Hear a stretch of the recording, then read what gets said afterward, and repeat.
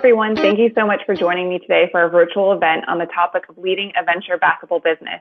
My name is Veronica Osinski. Today's presentation is the third installment in a series of live virtual sessions for the 2018 IEEE Women in Engineering International Leadership Conference. The virtual track is brought to you by our sponsor, Ericsson, and the entire series of events will be taking place on select Wednesdays from now through May 16th. So we branded the series We Wednesday. That's W-I-E Wednesday. In order to participate in today's session or ask a question of myself or my colleague, Lisa Marrone, please join the conversation on Twitter and YouTube live chat. Just send your question using the hashtag WeWednesday, that's W-I-E Wednesday, or follow us at WIEILC, and we will get as many questions throughout the session as possible. So I'm here with Lisa from August Capital. Lisa joined August about a year ago. Is that right, Lisa? That's right. I avoided joining August in August by a grand total of 1 day and joined July 31st of last summer. Very cool. Good morning. It's a great time for this event because I also came back from a panel with female engineers at Berkeley last night. So I'm super excited to be talking to the female engineers that are on the call today with us. And we're going to be delving into a venture-backable business. So given I focus on seed stage investing and Lisa focuses on Series A, we thought it would be interesting for everyone to kind of hear how startups evolve and the different ways that investors evaluate startups at each stage. Yeah, and I'm selfishly excited about this call because I'm looking forward to hearing a little bit more about what your day-to-day is like as a seed investor, because it's a world that I interact with but don't live every day. And likewise, excited to answer questions about what it's like to do the Series A and later stages. But actually, to kick us off, I thought maybe Veronica, you could share a little bit about your background and how you came to land or to start Trifecta, and what you focus on today. Yeah, so frankly, I didn't know what venture capital was when I was in college. I didn't even know what it was when I joined venture capital. I was a finance major, and so down at USC in LA, and I had kind of a duality to my personality where I was also interested in entrepreneurship from the point of view of solving my own problems. And so started these like small scale side hustles, one around a secondhand marketplace for women's clothing, and then another that was kind of a Facebook profile photo editing business. I wouldn't say similar to Instagram, but kind of in the same line of thought or pain point that Instagram was solving. And then when I graduated, I was really looking at where I could have the maximum impact. And so I've always kind of tried to look at decisions both in terms of learning, but also kind of how large the delta can be in terms of the impact I have. And so I applied to move to South Africa after graduating. I knew I would never have the opportunity to live in South Africa at another point in my life or have that ability to take so much risk. So moved there and worked in social entrepreneurship, setting up a dairy farm in a rural village. And then when I came back, I really knew I didn't want to do iBanking or consulting.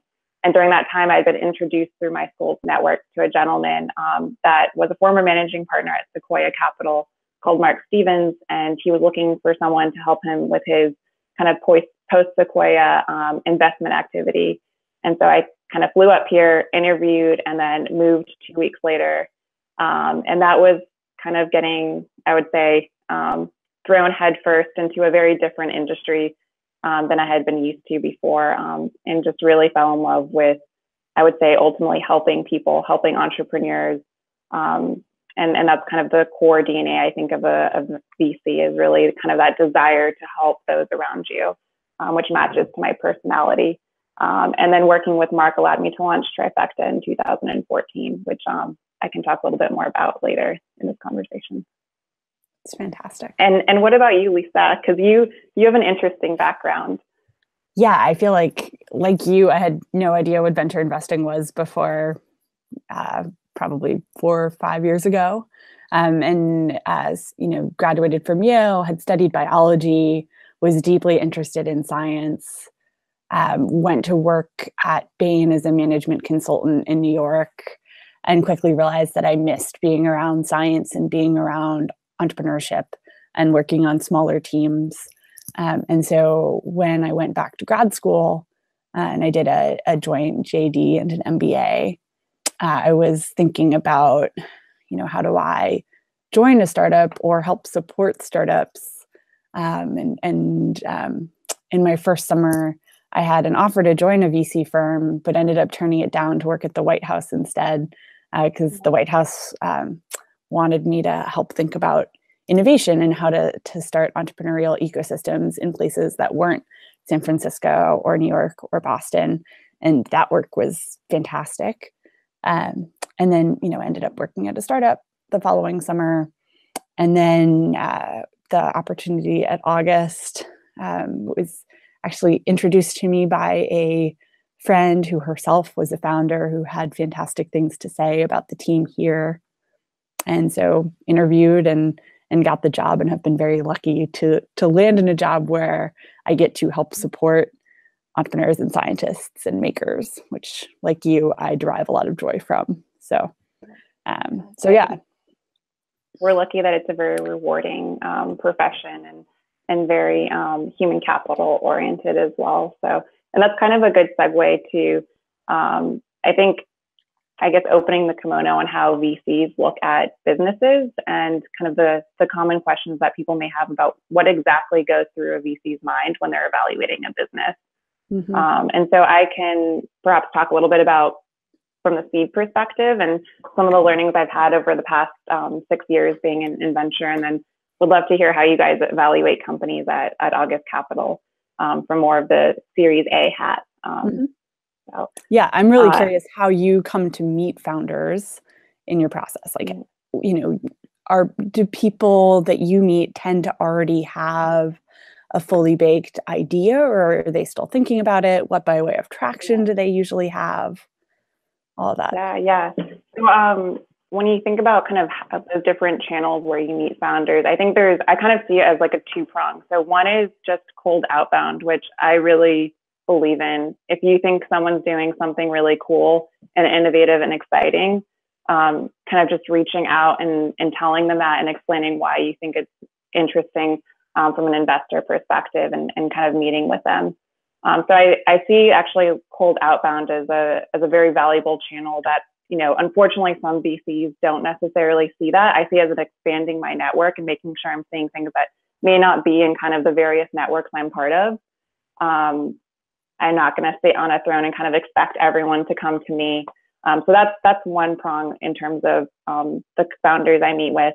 And then the second one is really that kind of introductions through those I know, whether it's portfolio founders, which I get a lot of referrals to other companies through them, since founders tend to attract other founders. And it can be other networks I'm part of, whether it's IEEE, kind of this event that we're doing, events that I'm attending, kind of the various networks I'm part of, whether it's an alumni association at USC, I was at Berkeley yesterday. And so there's a lot of kind of inbound around being part of these different networks. And I think a lot of VCs are realizing these days that they're kind of part of a very specific network, and they all are, have, I would say, copycat networks where they're very similar. And so I'm in a constant quest of expanding those networks I'm part of to make sure I'm seeing everything, and being able to meet with the best and brightest entrepreneurs, irregardless of kind of, are they part of this in-crowd, whether it's just being Stanford or Berkeley and kind of the bubble of Silicon Valley. I really enjoy meeting with founders outside and think that a lot of future ideas and groundbreaking companies will come from outside of this bubble. So that's kind of like the top. And then your second question was more about how I evaluate companies. And I came from this mindset of being very focused on the market. And I think that plays into our point about venture backable businesses. Ultimately, like, you do need to address a very large market, because that's kind of the pie that you can attack. But I frankly don't care as much about market at the seed stage. I want to see a path to a large market, but I also know that I may be wrong. I can't predict the future. I want to see that it can potentially get large, but I'm totally fine with founders addressing a small niche market in the early days. And I've seen a great success starting with that early on. And then the second one, I think, is really founders, like that core DNA of a company, and really understanding their strengths as well as their weaknesses. And this is where kind of being able to read and understand people is so important. And I'm not kind of in the ballpark of evaluating founders from this like IQ or grades or even resumes, frankly, and more in kind of the camp of evaluating founders from how quickly are they executing? Have they shown that they really don't give up? That's one of the most key characteristics of founders I've backed. I've had founders that have pivoted 2 or 3 times, and now have built large revenue generating companies after those pivots because they just refuse to give up. And then I would say, secondly, is they don't just not give up.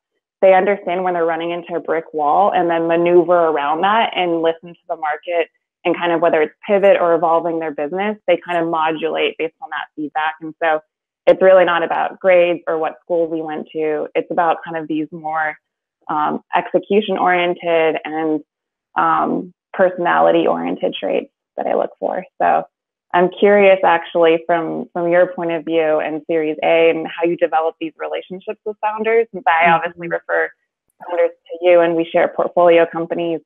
Kind of what's the different mindset you take about evaluating companies at Series A?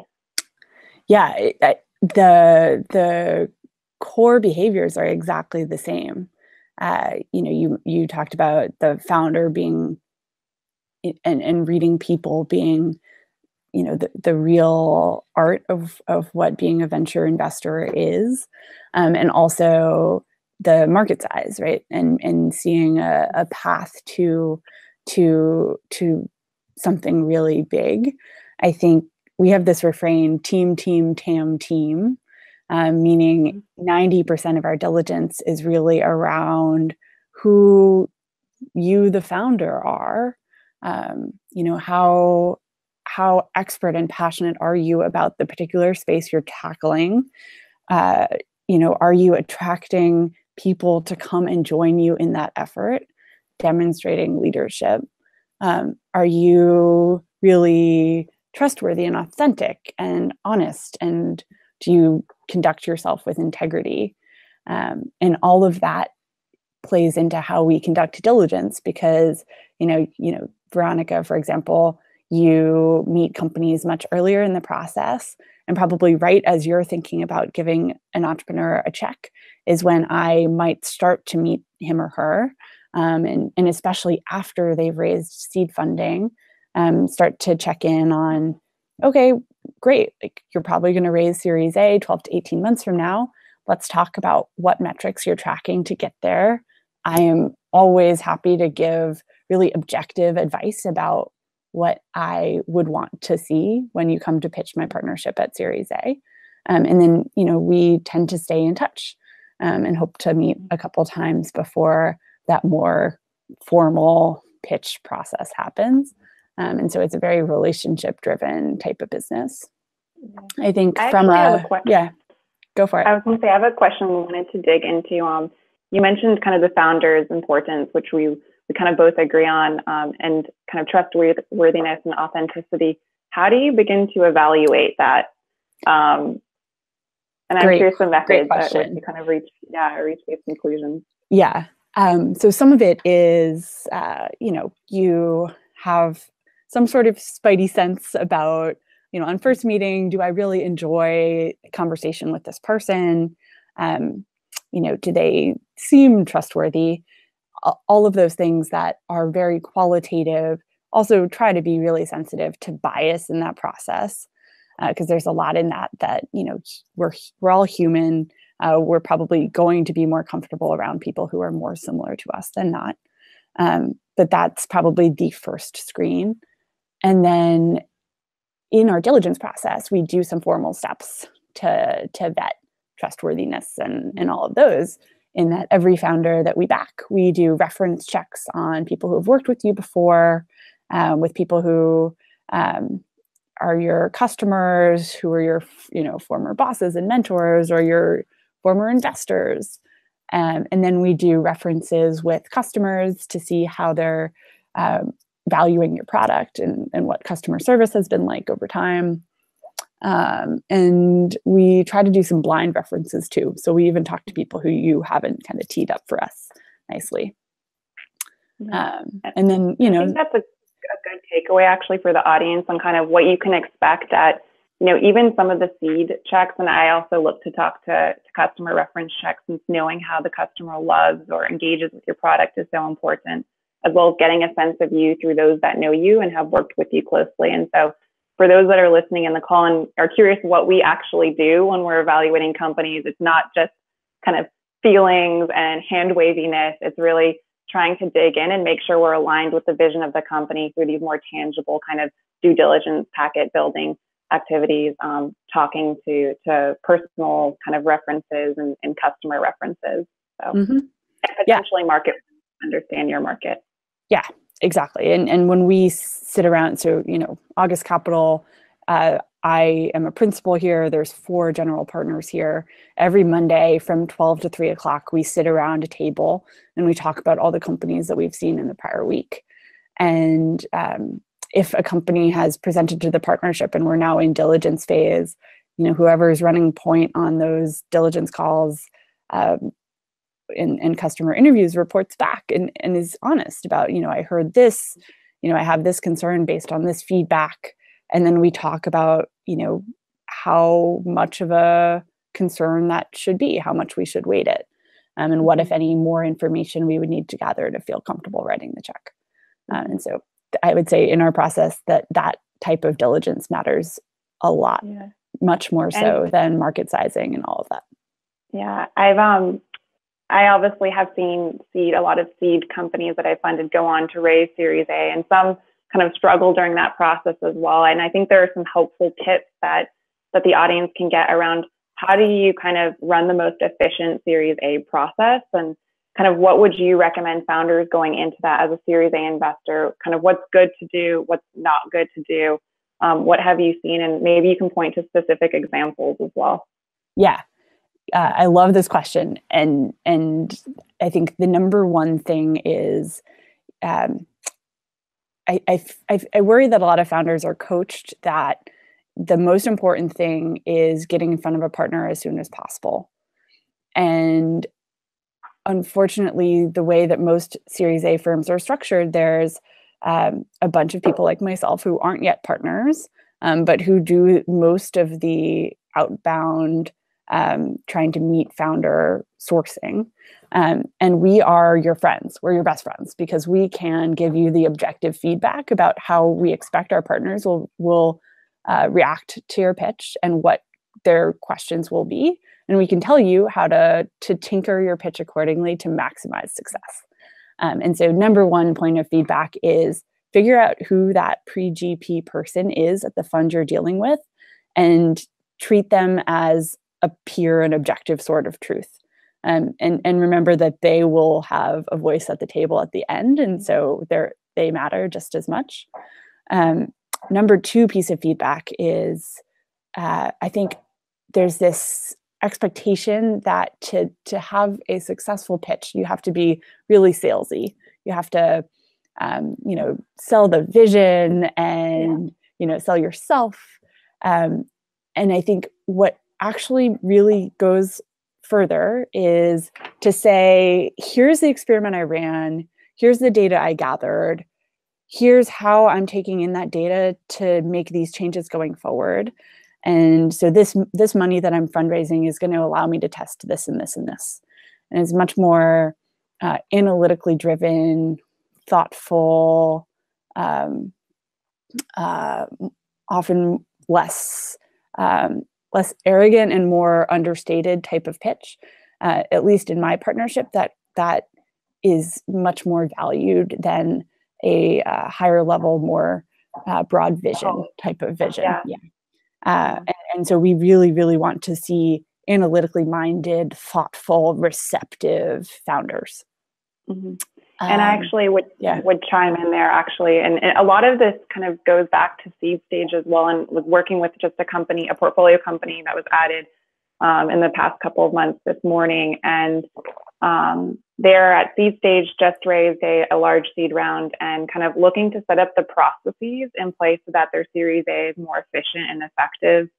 You don't want to waste months and months fundraising. That's not optimal for the business as well as kind of for the investors as well. And one of the kind of the most common cases of Series A's getting derailed, in my opinion, is really setting up the data infrastructure. So knowing that you're tracking all the metrics that are important, and that transparency around those metrics to the investors is critical.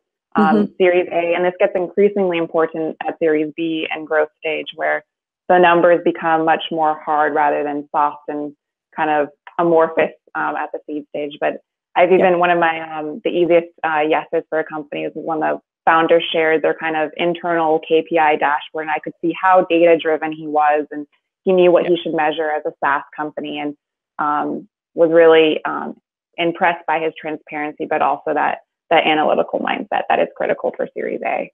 Yeah, I think that's absolutely right. And it's a good point about process too, because I think there's process that you can do to tee yourself up for success in terms of which Series A investors you're meeting and when. And there's all sorts of strategies there, like, make a list of who are your top 5 dream investors and start meeting with them maybe 1 or 2 weeks before you then meet with your next top 5 dream investors. And so you try to tier your process, and hopefully one of the people on the first 5 is really interested, and you can proceed and not have to go further down your list. And then there's also anticipate what questions will be asked, right? Like, we VCs are not rocket scientists. There's going to be probably a set of questions that you as the founder can anticipate as getting to the core of what really drives your business. If it's a marketplace, what is the cost of acquisition on each side of your marketplace?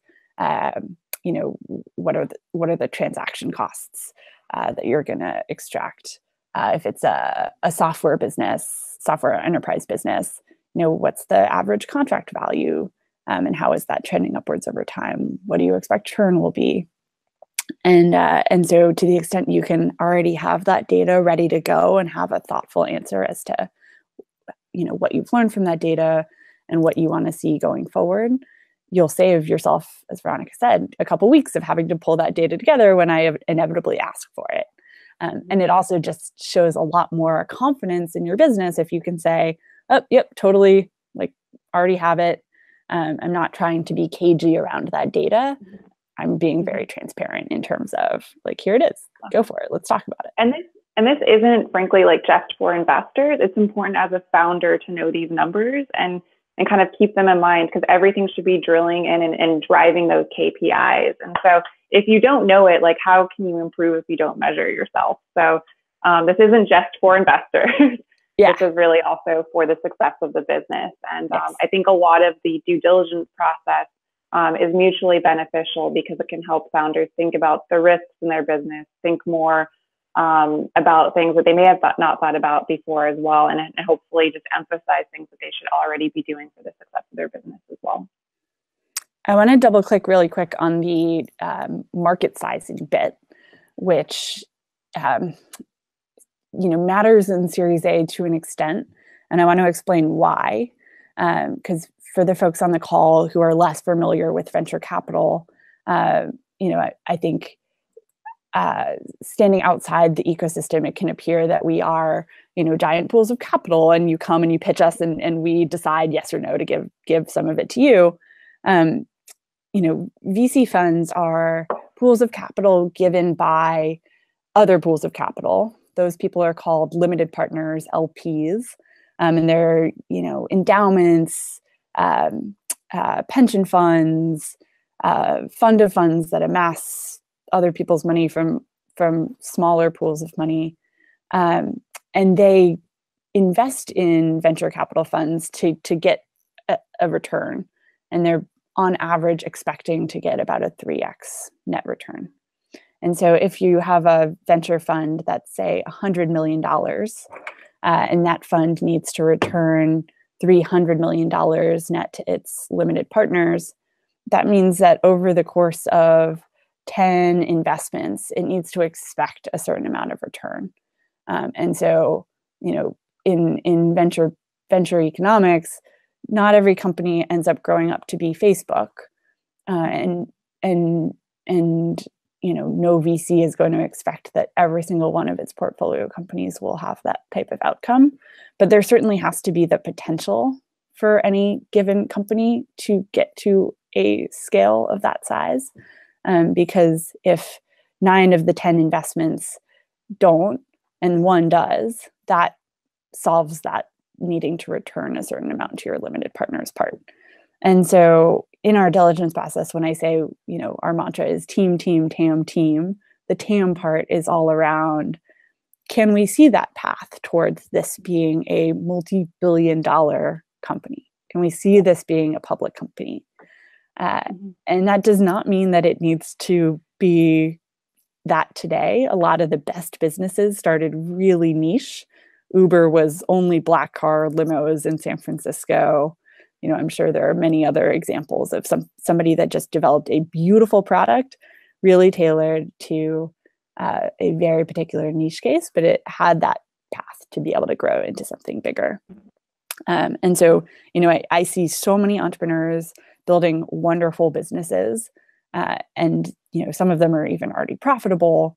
And I tell them, look, you don't need my dollars. Like, in fact, you're best served not taking my dollars. My dollars are for a very particular use case, and that's for a business that needs to accelerate ridiculously fast to get to billion-dollar scale. And during those years that it's accelerating ridiculously fast, it's going to need to be unprofitable to finance that growth. And my dollars are going to help bridge that gap. Yep. And that's a really good kind of description or summary of what really is venture backable. And I think, and I can think of an anecdote actually just this last weekend in LA where a founder I was talking to mentioned that his company was kind of a quick exit. And that typically is a red flag for an investor. They want founders that do think big, that are thinking about taking the company public, that are thinking about this multi-billion-dollar outcome. Because if the founder is not on board with that, then it probably isn't kind of in that asset class and a venture investor is looking to invest in. That's not really the dreams as much that we back, although it can still be a great outcome, and there's still other investors out there that look to back companies that are might be acquisition or more lifestyle businesses even. And lifestyle businesses can also turn into venture backable businesses down the line as well. So there's kind of some gray area as well. Yep. We've talked a lot about what happens before a term sheet, but I would love to know how you think about adding value once you've invested in a business, and how you help them prove that they were venture backable and grow and scale. Yep. And I think both of us have seen, hundreds of companies, if not thousands at this point, at the early stage, and worked closely with dozens. And so I think one thing that venture investors can really provide is that kind of wisdom and expertise, seeing a lot of different challenges that companies encounter.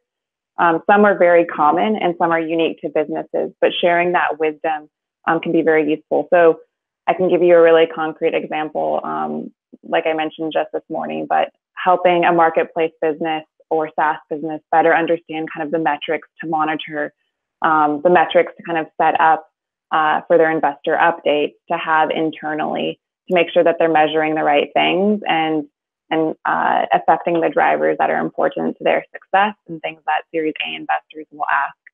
I also think that we tend to have more expertise, and so helping around navigating that fundraising and doing it efficiently and effectively. A founder will only raise money a couple times, but VCs are part of that process, many, many more times, maybe a magnitude over that. And so that's another area. And I think kind of number one and number two that most companies ask for is recruiting. And so part of my network building, that's both kind of a source of deals and meeting great founders, but also a source of great recruits is through those networks. The recruiting being number one, and kind of number two being customer intros, where I just shot one actually for one of our mutual companies, Second Spectrum, recently. So yeah. And how does August then get to Series A? And maybe do they evolve at all? There's like areas of need and asks of companies. Yeah, I think over the course of like seed, Series A, Series B, I'm guessing the board activities are pretty similar. I feel like, yeah, most of the time I'm being asked for help with recruiting, for help with fundraising. Often, you know, if we write the Series A check, it's for fundraising at Series B. And then I try to cultivate really great relationships with growth equity investors so that when it comes to Series C and beyond, we can also help our companies think about the rosters of really high value add growth equity investors they should be talking to. And then beyond that point, yeah, it becomes a whole new world of kind of gearing up for IPO and building a public company board. And that's when our job as VCs is to help to have the honest conversation with the company about how to do that, and then to kind of step back and let the pros take over. Mm-hmm. But I think this whole conversation about being a value-added board member is really important for founders to hear, because just as we diligence you in the process, you also definitely need to diligence us. There's a ton of VCs out there. Capital is green no matter who you get it from. And so you need to make sure that the person who is investing in you is a person who will be there for the 10, 12 years that it takes to grow your company, is going to be a person who you really want to have around, who you feel is a good person, who will help you out both in the good times and the bad. And the best way to get that information is to talk to the other founders who that VC has supported before, right? Like any of Veronica's founders can tell you, she's exceptional. She gets her hands dirty. She's not afraid to make customer intros and to think about recruiting with you, and to fly down to LA to see you face to face. And I would hope that any of the founders I work with say the same. But I think probably only 20% of the founders I interact with do a rigorous diligence process of us. And I really feel like more founders need to be digging in to make sure that their VCs are really the right people to have around their table. Yep. And it's because VCs have two kind of customers. So we have our LPs in terms of delivering a return, but ultimately it's really the entrepreneurs, because it's this feedback loop that drives return. Again, the best introductions coming from those great founders, and they only introduce you if you have been a great value add investor. And so we really, and I think both of our firms kind of take that approach of really priding ourselves in kind of putting the entrepreneur first and doing as much as possible to help them. Mm-hmm. And it looks like we're kind of getting towards maybe the 30-minute mark in this conversation right now. Wanted to take some questions from the audience right now and make sure we can involve what's coming from those that are listening in. And if we don't have any questions, if we don't have it, I've got, where's our chart? Okay. One of the questions I had, in case we had time, is for people on the call who are deeply technical, who might not have ever started a business before, how should they think about getting a co-founder who can help out with that business side of things, or otherwise presenting themselves to you, the seed investor, in a way that gets you excited beyond just the technological advance? Yeah, I really like this question, because I've recently found over the last 6 months a lot of friends or those in my network starting companies and kind of being on the technical side and maybe looking for a business founder, a co-founder, or vice versa.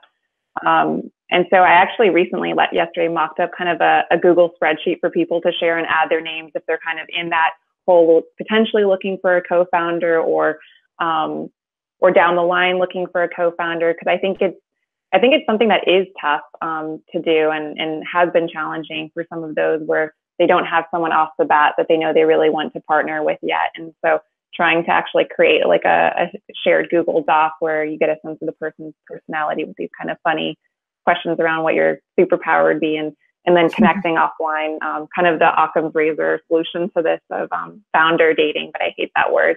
Yeah. and the engineer, like coming from an engineering background and having to build your like business muscle, I think is it's kind of, and I don't know if that's what you're particularly hitting upon with that second part of the question.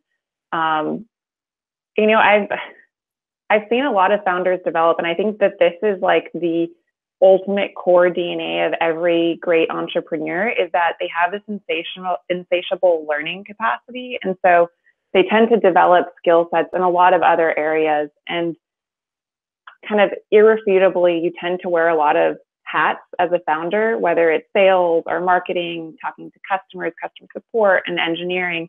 And I think that we all have this capacity to learn. And so, you know, even if you come from an engineering background and think, oh, business isn't something I studied, I'm a business major, and I've learned more about business in the workforce than kind of with the major or the degree attached to it. And so I think that you can kind of build this through talking to others, through leaning on your investors, through potentially working with an executive coach, and then also finding someone that's complementary with that whole kind of, I hate to say the founder dating aspect, but hopefully partnering with someone that you've known for a while is always great, because that trust is already existing.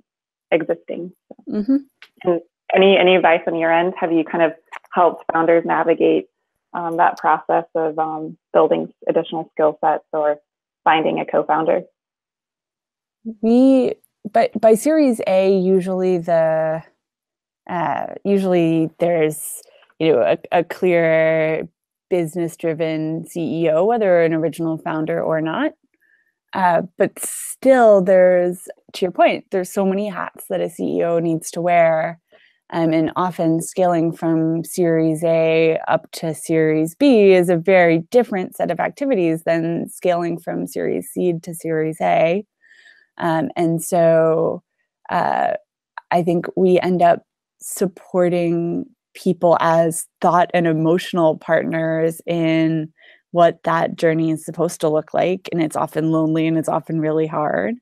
And I'm a big advocate of executive coaches in that respect. I think all of us can benefit from having somebody in our corner to help us understand why we function the way we do in the workplace. And, you know, especially if you're building a team and managing disparate groups of people.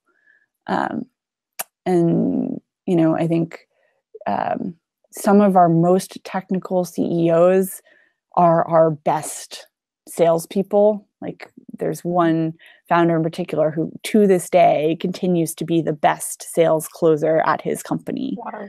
And then there's, you know, another deeply technical co-founder who's made the decision to give the CEO job to someone else, and he really wants to be the head of product because that's where his passion is.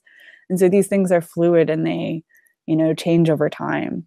But I think the most important thing we're looking for is that there is that technical talent there, but that, you know, whoever is occupying the CEO seat at Series A is thinking strategically and thoughtfully about the business and what it will take to grow to the next phase.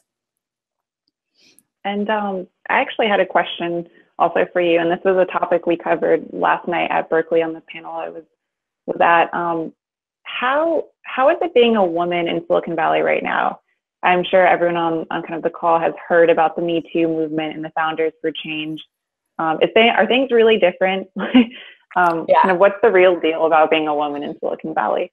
I love this question. And just yesterday, I was meeting with a bunch of high school students with one of my partners. I should mention that all of my partners are men, and I'm the first female investor here at August, which is not atypical in Silicon Valley. And I have the fortune of getting to work with very enlightened men, because this happened. The students we were meeting with all went around and introduced themselves to us, and my partner and I are sitting at the head of the table.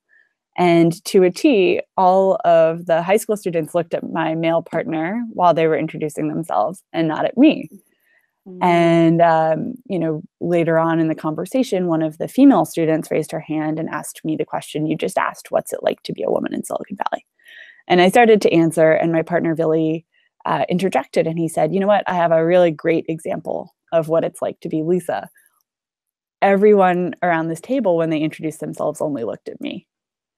And I thought that that was such a powerful moment because overtly, I haven't experienced any discrimination. I think it's a great time to be a female in VC. The Me Too movement, All Raise, all of these are fantastic initiatives. I see so many amazing other up and coming women investors. And I feel like there's a women in venture, women in entrepreneurship night every single night of the week that I could go to. And yet, I'm sure in all sorts of subtle ways it impacts my life. And we've all figured out ways to adapt to that. And so I'm probably not even conscious of how I'm dealing with that in my life, but it's there. And so it's a big motivator for me in this job, that merely by being there, I make it possible for the women high school student, the women college student who you met last night, the female founder, to feel just a little bit more comfortable and to feel like I'm there to support them. Mm-hmm. So I think it's a great time to be a woman in venture. Yeah, and it's kind of why we also wanted to do this chat with other female engineers, part of IEEE, and those not part of the membership, is we really want to see more female founders. And that being said, I wanted to provide our emails so you can reach us directly if there's a business that you're starting or just general advice that you would like to counsel with us upon. And so I am v@trifectafund.com, and Lisa is lisa@augustcap.com. Great. And with that, I will let Lisa go and just kind of close up this conversation. So thank you so much for joining me today, everybody. It was a great conversation. Before we sign off, I would like to ask everyone to keep the conversation going on social media. Can you please use the hashtag WIE Wednesday, that's We Wednesday, or follow us on Twitter @WIEILC. By the way, and my Twitter handle is @VA Osinski, that's OSINSKI. And Lisa is @Marrone Lisa, that's @MARRONE Lisa. And thank you again for our virtual track sponsor, Ericsson. Don't forget to sign up for the next session next Wednesday, April 18th, for a panel discussion with Ericsson on disruptive technology. It should be a good one. For more information on how to sign up, please visit the IEEE WIEILC conference website. Have a great day, everyone.